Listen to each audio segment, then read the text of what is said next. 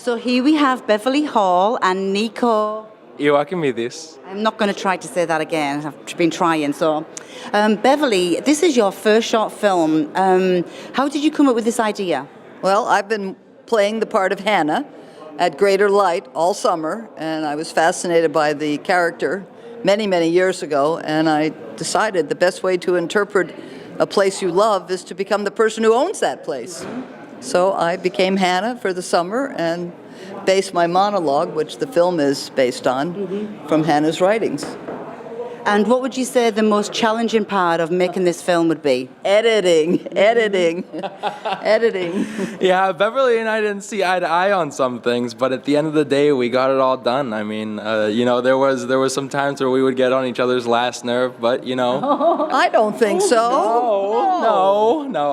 No, I think we did just fine together. In fact, I was going to compliment Nico because he seemed to envision my ideas before I knew what they were. Yeah. I never got on your nerves. Oh, no. And I remember when you talked to me about it, about this idea, the vision that you had. Then when I saw the whole thing come together, because this is the only film I have actually seen in fruition, and I couldn't believe how much you did get Beverly's vision, and he had it down, the light and everything. It was just amazing. What would you say was the most enjoyable part was? The enjoyable part was finishing it, to see it all come together after all the ideas, all the images, all the words and all the different cuts that we had from the people, and to see the peeper coming over the fence and the surprise to go get that one woman, which was a complete surprise, to put someone in there that just gave the whole experience a bit of humor, and it was a surprise. Right. So it was very enjoyable. The most enjoyable part now is going to be to see it on the big screen. That's going to be amazing. Really I can't wait to see it up there. Super exciting. I mean, one of the biggest things about making a short film, and I know Beverly kept saying this, is why does it have to be 10 minutes? Because at the end of the day, you've got so many ideas running through your head. You want to do so many things, and you have to condense it down to 10 minutes and keep it relevant as well. So it's always really interesting to be able to make a short film like this. Yeah. So this is your first short film, so are there any more films down the pipeline? Absolutely. We've already started working on the one for next year. That's amazing. We've done a couple of interviews. I won't tell you the subject yet. I'll keep it as a secret. But is it going to be for the Short Film Festival next year? It will be for the Short Film Festival. It will probably be the condensed version of the longer film that we really want to make, because we have more time to work on it, and more people to interview and more ideas to put together. And it's a much longer story. Yeah. Can't wait to see that as well. Well, good luck to you both. Thank you. Can't wait to see it on the big screen. I can't wait. Okay.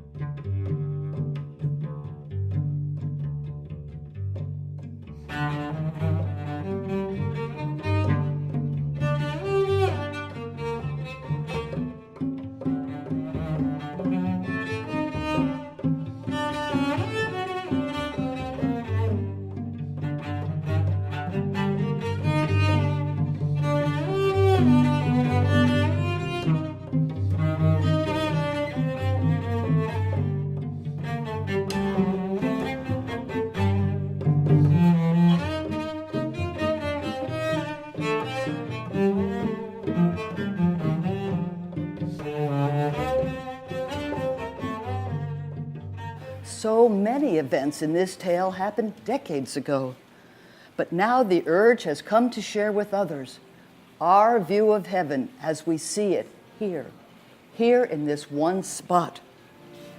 We are not speaking of a locality, but a state of mind. It was over 70 years ago. My sister Gertrude was drawing some letters on a long wooden board, the name we had chosen for our house. Greater Light. Why, I can still hear our preacher reading that phrase from the Bible. And God made two lights, the greater light to rule the day and the lesser light to rule the night. And today, as I sit here reading and reminiscing, I can see those late afternoon shadows drift across the lawn. The scent of peonies, the lilies, the memories of so many friends and family gathered around this patio, laughing and sharing stories.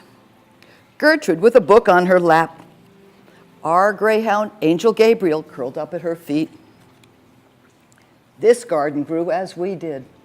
Why, look by those stone steps. Our little juniper, brought from Austria, once the size of a boot. We planted it with such care, and now look at it, it's a towering tree. Its branches provide grateful shade as well as keeping out the passers-by in the street. In the old days, I could seldom step outside without those peepers hanging about and those cameras poking over the hedges. So disconcerting. And yet, within our house and grounds, I feel such perfect peace and harmony. Isn't it odd how two such opposite feelings can exist side by side?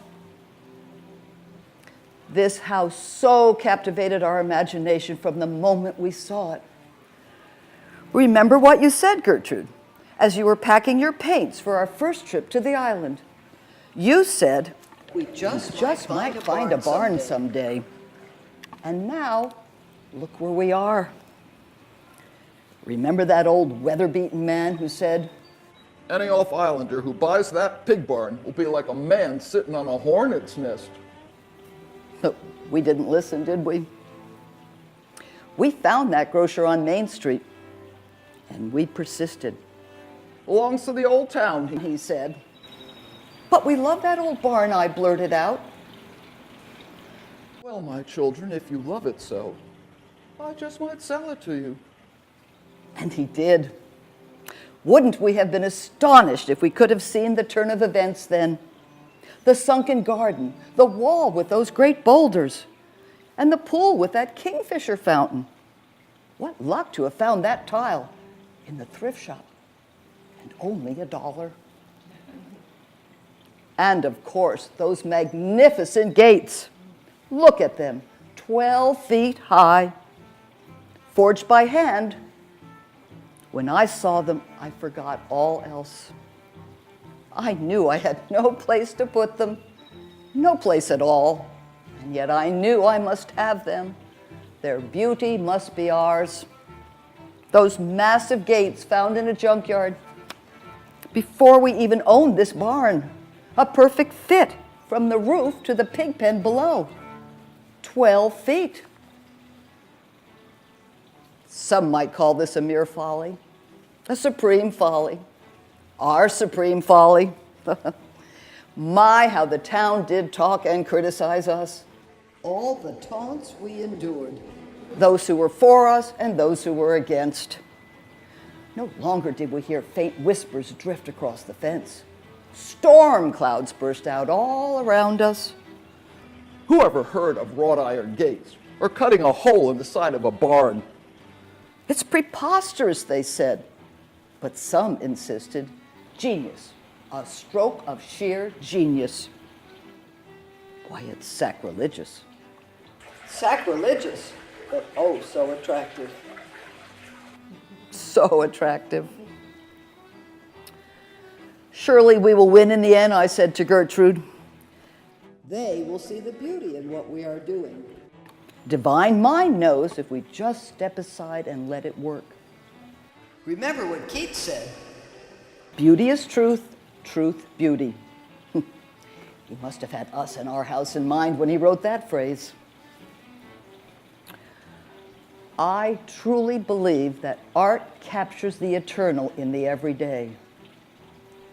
And each day as this house grew, the power of those ideas were assembling themselves like pieces in a puzzle. And now, look at all the beauty we are surrounded by.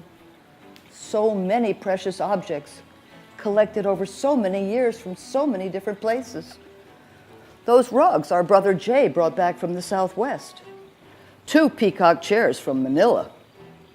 The Russian samovar. 6 golden pillars. And that Chinese porcelain.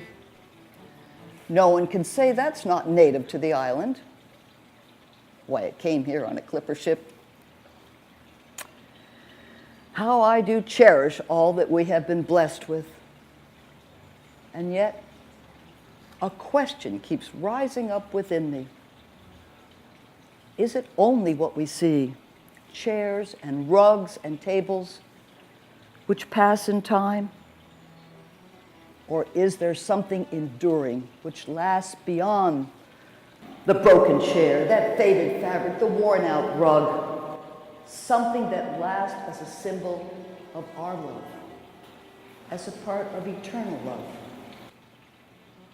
That eternal love which we name God.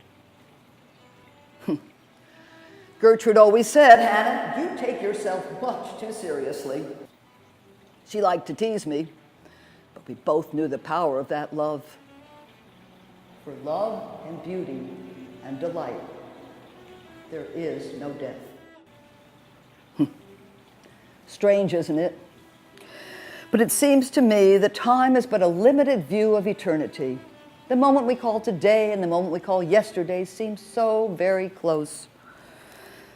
I know now that whatever turmoil we created here really had nothing to do with us. The reaction to the house today is, well, amusing, really. Informative, of course, although I dare say it's unnerving at times. Nevertheless, I can't help but remember that nameless man who came to our door each summer. He was like some bird, some migratory bird. We never knew his name. He would just show up from time to time. "Miss Monaghan," he would say. My visit to this island is not complete without stopping by at this house. It epitomizes to me the charm, the mystery, the old history, all here in one spot. Why, I quite agree. Don't you?